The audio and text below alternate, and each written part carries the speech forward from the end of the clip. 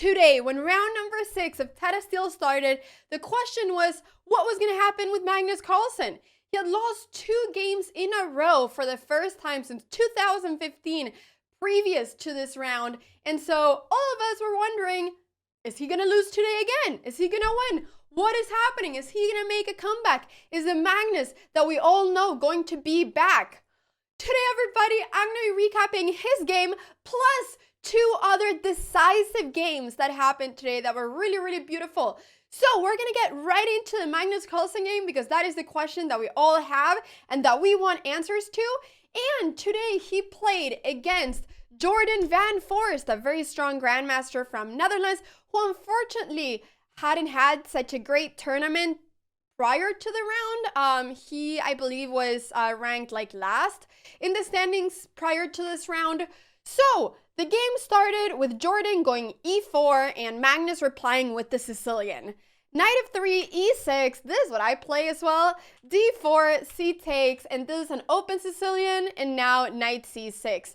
Now this, everybody, is the Taimana variation of the Sicilian, and basically the idea here is that you go a6 to stop knight b5, and a lot of times you're simply gonna go d6, and you want to go b5 as well. This is one of the main ideas here. So you want to go d6, b5, bishop b7, and you just want to develop this way as black.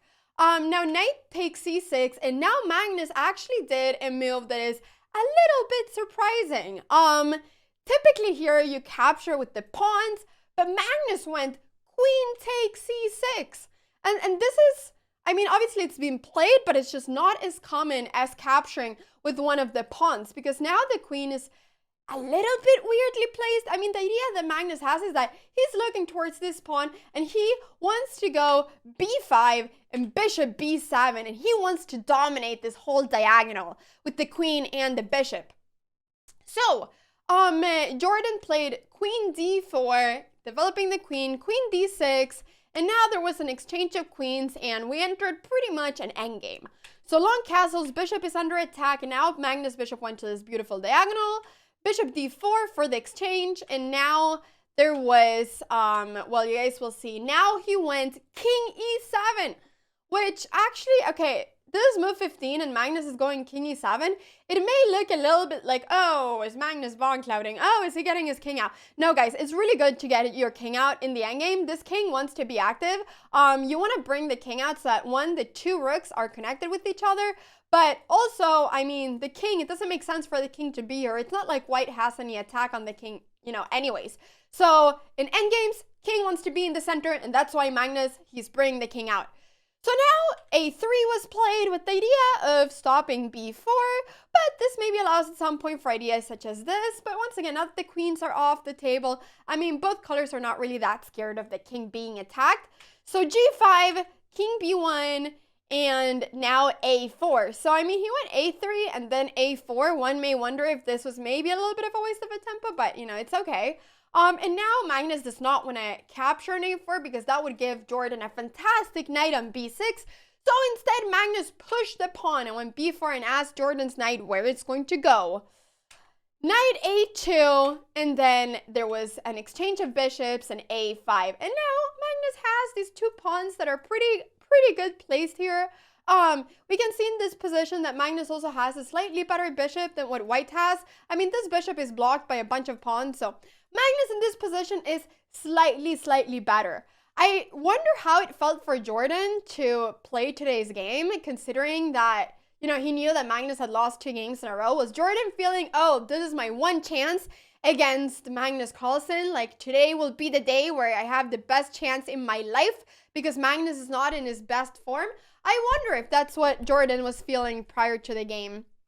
c3 and now d5. And well, at some point black has to go d5 pretty much because otherwise this pawn on d6 is going to become a very big weakness, and obviously Magnus does not want any weaknesses. So d5 is just basically saying I'm going to exchange my weak pawn for one of your central pawns, which is a good trade. So takes and knight takes, and now there was just this big exchange, and this bishop became fantastic. This bishop is 1,000,000 times better than what Jordan's bishop is. So that is why black, or Magnus, has a slight advantage here. So Magnus is going with the king up because the king wants to be active. And here we saw b4. The idea of this is basically that if capture is on b4, which is what happened in the game, I mean, it's the best move. You don't want to allow this pawn to push because it's going to be a protected passed pawn, which is terrible for Magnus. So he has to capture, but now the idea is that after bishop b3, the bishop here is defending this pawn. This pawn is hanging. I mean, Magnus cannot really defend it. And so basically, Jordan is just saying, let me exchange everything so that we can draw, pretty much. I mean, Jordan is trying to go here for the draw, which I would too if I was playing the world champion. I mean, when I played Magnus, I would have done anything for a draw. But obviously, me and Jordan are a little bit in rating different categories, you know?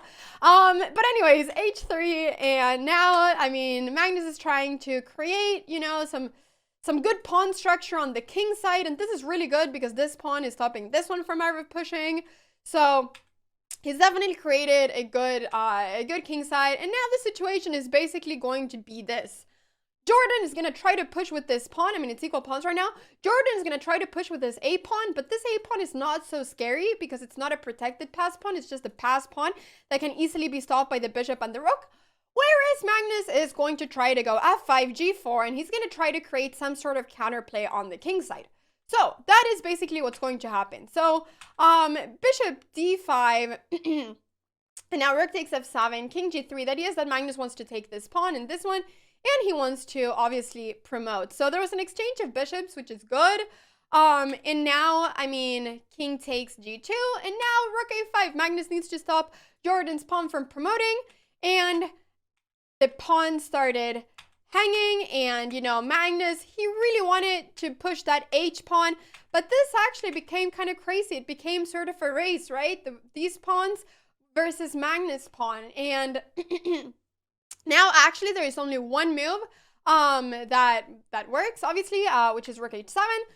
Stopping the h pawn. There's the only move. Any other move completely loses for Jordan. So he needs to go here, and, you know, now Magnus, he cannot promote because if he promotes, there's going to be rook takes. And after rook takes, Jordan is going to promote. So, you know, Magnus has this pawn, but he needs to be a little careful as well. So he went for check. The king escaped. A few more checks. And now he went back. King b7. And the issue is that right now, I mean, Magnus needs to check because if he would go something like, for instance, king, well, now he can't go there, but let's say that he would go right now something like king g2, then Jordan is simply going to promote, as you guys can see here. And after Magnus promotes to get rid of the rook, then the g pawn is just going to be so much faster than the e pawn. So now he can just go g6, g7, and g8. So this will become the winning pawn for Jordan, and Magnus would lose here. So in this position, after, you know, rook a1, rook b1, check, after all these checks, the game ended in a draw because it was threefold repetition. They repeated the same position 3 times, and so it became a draw. So everybody, Magnus Carlsen is back because he's not losing anymore. He drew the game. Was this a result that Magnus is really happy with? Not really, probably. But, I mean, it was a good game. Both players played really well, and, you know, sometimes it's hard to win games. He was playing with the black pieces as well. So this is definitely not a result he's very unhappy with. It's just that obviously he wants to start winning the games again. So we will see what he's able to do tomorrow. Now, everybody, we're going to jump to this fantastic game between Caruana and Gukesh. Guys, this game was really beautiful. The attack that happened in this game was absolutely amazing, and I'm really excited to show you. So, Fabiano started with the move d4, knight f6, c4, e6, and Fabiano, as you guys know, I mean, he's a very strong American grandmaster. Gukesh, he's a really strong Indian 16-year-old chess prodigy. I mean, he's really young, and he's really strong, and he's 2,700. I mean, he had a fantastic Olympiad. He hasn't been having the greatest Tata Steel Chess Masters yet, but we got to remember that this guy is 16. He's the youngest player in Tata Steel. So, I mean, you know, he's so strong for his age. It's absolutely insane. So knight f3, d5, this became a Ragozin, which is characterized by going bishop b4. I've actually played this in the past as well with the black pieces. And now, everybody, you may say, Anna, what happens if queen a4 check? You know, it's a check, but there's also a fork. Look, Anna, the bishop is hanging. Well, it doesn't work. I mean, it works. This is one of the main moves of theory, but there's knight c6 blocking the check, but also defending the bishop. So the idea of going for this is just that white is saying, hey, this knight on c6 is kind of weirdly placed. You want to push your c-pawn, but you can't because the knight is blocking the c-pawn. So e3, castles, and now queen c2. The queen goes back because the queen is not doing anything over there. Knight e7, rerouting the knight. Bishop d2, stopping the pin. And now b6, because where's this bishop going to go otherwise? It can't go here. Wants to go to b7, and you want to have it on this diagonal. So a3, kicking away the bishop. And now, you know, you don't want to go anywhere else. Captures, and bishop a6. Instead of going bishop b7, you could have gone there, but bishop a6. The idea is that now if white captures, then Gukesh will be going bishop takes f1, and he will exchange Caruana's bishop. But not only that, he will also say, Caruana, you cannot castle anymore because you're going to have to capture with either the rook or the king, and then you cannot short side castle anymore. But did Fabiano care? No. He went b3, defending on c4 with the pawn. And rook c8, and now rook d1. The rook is active, but we're seeing that Fabiano is waiting a little bit with castling. And, you know, you may say, Anna, you've told me always that you should castle very quickly. Yes, you should, but Fabiano is a super grandmaster, and rules do not apply to him, pretty much. So c5, what do you want to do when the king is still in the center? You want to open up the center. You want to open it up because you want to have the king be as weak as possible. So c5 makes a lot of sense. So now, Fabiano captured on c5 because if pawn takes, then the c5 pawn will never be able to capture on d4, and then the c-file will not be open. So rook takes. I mean, Gukesh wants to capture with the rook. And now queen b2. And this bishop and the queen, they are becoming very dangerous towards the king. I mean, this is a battery that we have going on here. A beautiful battery. And so what did Gukesh do now? Well, he actually made, according to the engine, a mistake. He went queen c8. Now, why is this a mistake? Well, he's sacrificing a pawn right now. He's sacrificing this f6 pawn, saying that he doesn't care about giving away the pawn because he's going to go knight g6, and he's going to be able to defend the king with this knight over here. But actually, Fabiano has this fantastic move, h4, and now this pawn is becoming very dangerous. And, I mean, if he's able to go h5, knight g5, bishop d3. I mean, what's going on here? The king is almost getting checkmated. This is becoming very, very aggressive. So, Gukesh captured on c4 and h5. And now, I mean, the only move that Gukesh has to not lose on this spot is to go rook f5. If Gukesh, I mean, where's the knight going to go? The knight doesn't have any square that's available apart from going to h8. But then there's going to be h6, and this is a forced checkmate. There's nothing to do to stop it. So, rook f5, only move. And he did it. Queen c3 and knight e7 as the knight was hanging. And now, Fabiano captured on c4, saying, I don't want to be a pawn down. f6, bishop e2, rook c5, and now knight d2 defending the pawn. So now, Gukesh went back with his bishop to the big diagonal. But now Fabiano brings in another piece to the table, the rook. Guys, okay, I cannot do a Lev impression with the rook. I'm sorry. I don't know what voice Lev is able to do when he says the rook, but I can't do it. One day, guys, I will attempt to do it. But anyways, the rook. So, e5, knight e4, he's bringing in the knight now. That is the idea. You see, guys? Fabiano literally doesn't care about his king because actually this king, it can go to g1, like it can escape. But instead he's bringing in his knight, he's bringing in his rook, he's bringing in so many pieces to the attack. And now queen d2, rook g4 check, king f7, and this became a mistake. Gukesh should have gone king h8. The king is more safe here, but he probably thought that the king would become safer on f7. But now there is this fantastic move, h6. Now the threat is simply to go rook g7 check and then queen d8 checkmate. So there's a checkmate in 2. Gotta stop it. Only move knight g6 and now boom, c5. What is the plan? The sneaky pin over here on c4 with the bishop. Look how handy this rook on g4 is coming. So only move rook takes c5 so that you can capture the bishop if it goes to c4. And now Fabiano said, you know what? I have such a fantastic position. I don't care if I exchange queens, even though I am right now in a very, you know, attacking position. Typically, when you're attacking, you don't exchange queens, but this position specifically just becomes so good after rook takes a7 that Fabiano decided to go for this. So king went up, and this is now so good because this king is just so vulnerable right now. The bishop, the rook, I mean, all white pieces are coordinating so well. Rook b4, I mean, Fabiano doesn't even care about his h6 pawn because now after rook takes h6 and rook takes b6 and rook h2, there is the move rook b7. And actually, in this position, Gukesh resigned. And you may say, but Anna, why did he resign? I mean, Gukesh is just a pawn down. And I totally understand it. To be honest, I'm a little bit surprised that he resigned here. But I also know that, like, at this level, this is a very lost position. This is a very lost position because, I mean, these rooks are just dominating right now the board. They're completely dominating. There's going to be a rook g7 check coming. This pawn is very strong. And, I mean, black's pieces are terrible right now. So this is a winning position.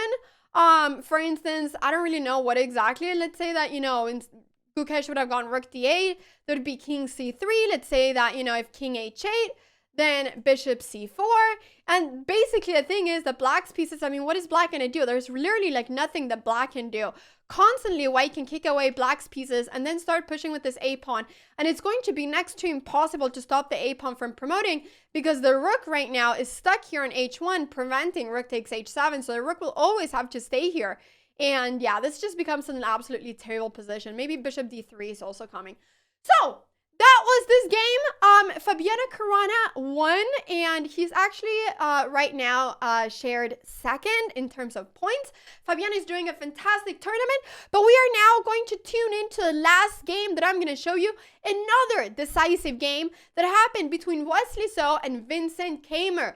Wesley So, the experienced, extremely strong American Grandmaster, and Vincent Keymer, who is, well, Germany's biggest chess prodigy, 18 years old, very strong, became #2 in the World Rapid Chess Championship after Magnus Carlsen, did a fantastic performance there, hasn't been having such a fantastic tournament here, but it's hard. I mean, you know, he's playing against the strongest people in the world pretty much. And it's the same thing for, you know, Gukesh. Like, they're young and they're playing against really strong people.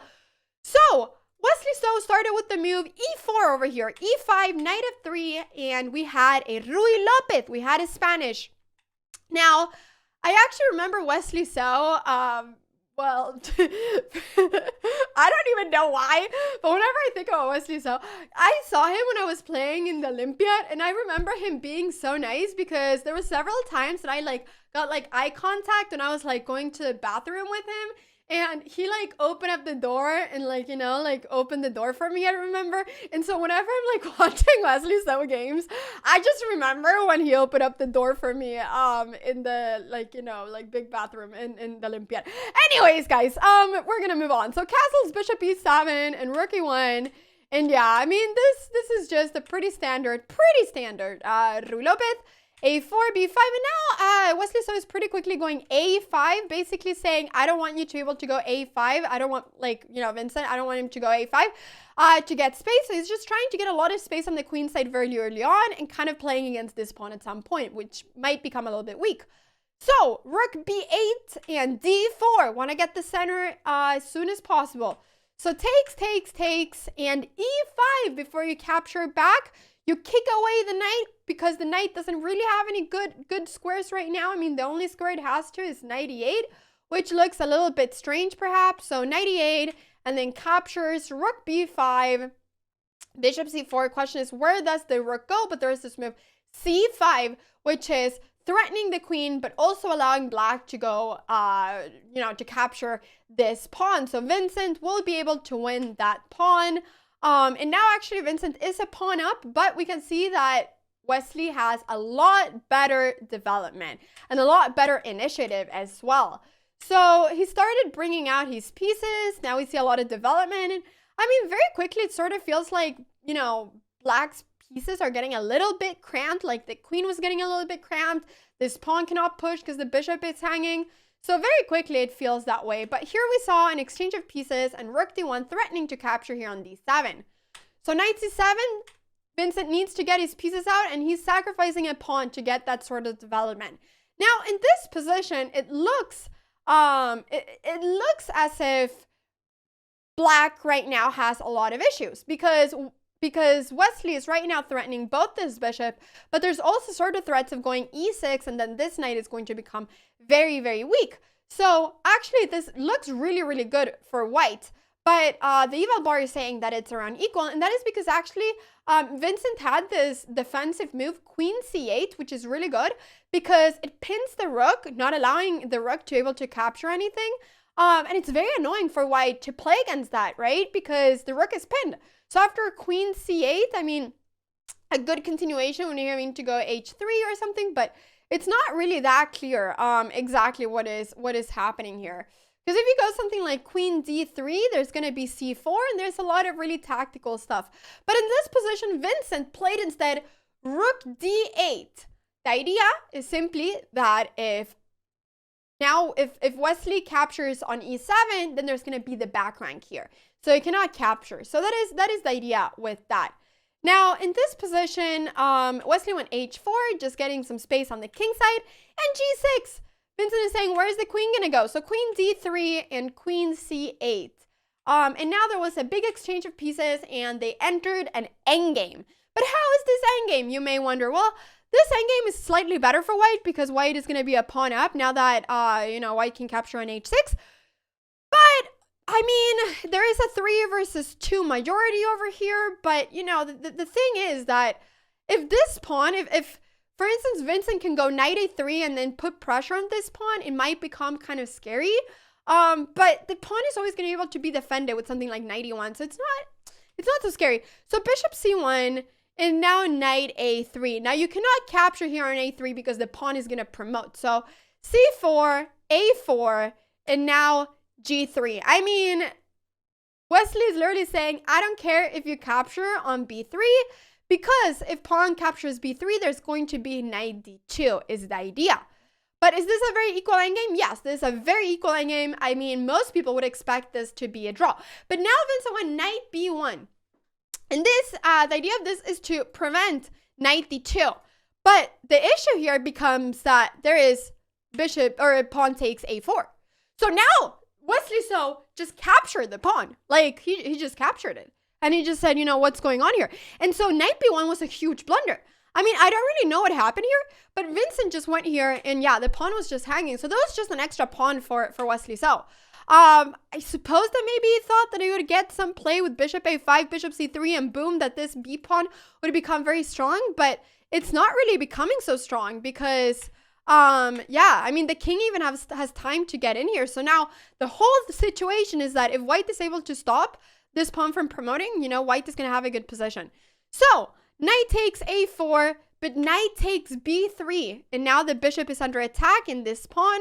So the bishop has to move, and now we see once again that Wesley So is up 2 pawns. So this actually just fantastic for him. So even though he's going to be giving away 1 pawn, he's now getting his king in much quicker than the opponent. And after g4, fantastic move. f5 is not possible because en passant. We can see that, he just gets a really nice, now he's stopping the c pawn, but he's just going to get a big majority over here. So a king comes up, and now h5 creating a passed pawn. After c2 and king c2, Vincent Keymer resigned, everybody. Why?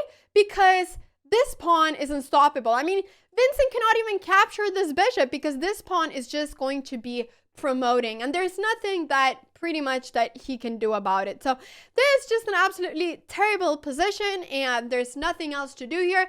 So Wesley So won this fantastic game, and I thought it was a really pretty game that, unfortunately was lost in the endgame when Vincent blundered the pawn on a4. I hope that you guys enjoyed these games. This is right now the standings. Noterbeck is still leading the tournament with 4.5 points, but we have Caruana and Giri with 4 points as well. Very exciting, everybody. Hope you enjoyed the recap, and I will see you all for the recap of tomorrow. Thank you guys so much for watching.